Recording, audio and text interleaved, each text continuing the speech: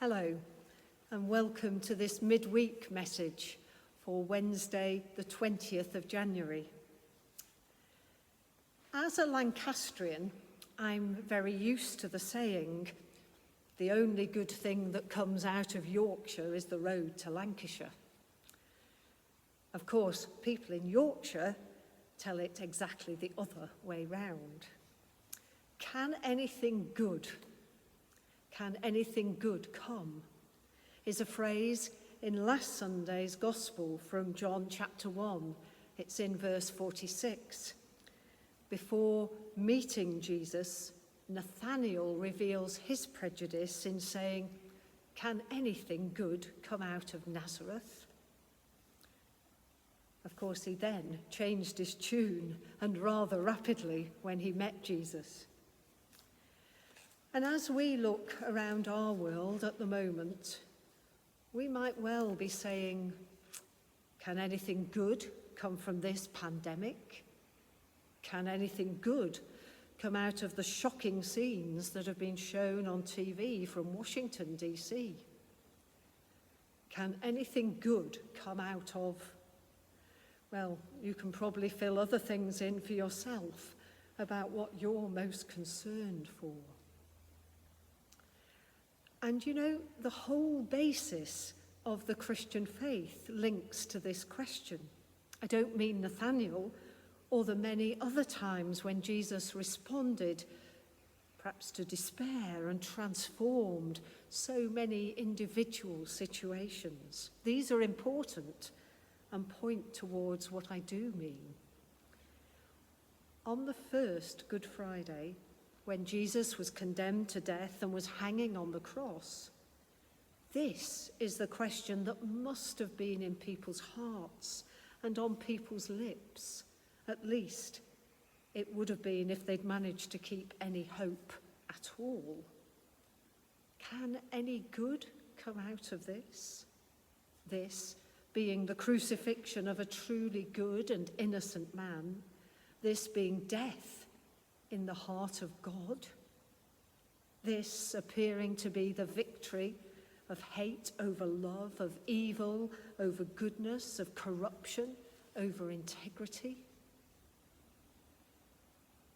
But the resurrection showed that it was the exact opposite.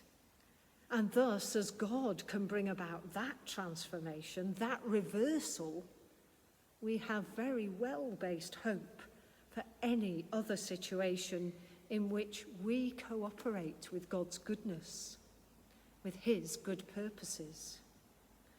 Good out of the pandemic? Well, yes, many things have already been noted, such as awareness of neighbours, flexibility of working patterns, innovation in medical research and treatments, appreciation of those whom we rely on for teaching, for rubbish collection, for caring, for food, for medical treatment. How about the situation in Washington? That's a tough one. But let me read you part of an American theologian's response. She wrote this: "Some of the most disturbing images I saw during Wednesday's attack were images of mobsters carrying Christian signs and symbols into the Capitol building. Jesus saves. God, guns and guts made America. Let's keep all three." She writes, "I am tempted, like many Christians not on the right wing, to simply disavow such images and move on as if they had nothing to do with me. But what would it be like instead to ask a harder and more painful set of questions? Questions like, how has the more liberal church in America failed in its prophetic duty to represent the Jesus of love, mercy, hope, and restorative justice in the public square? such that we've allowed Christianity to be co-opted in these violent, hateful ways that grieve the heart of God. Questions like, where are the blind spots in our theology that allow white supremacy, bigotry, populism to fester unchecked?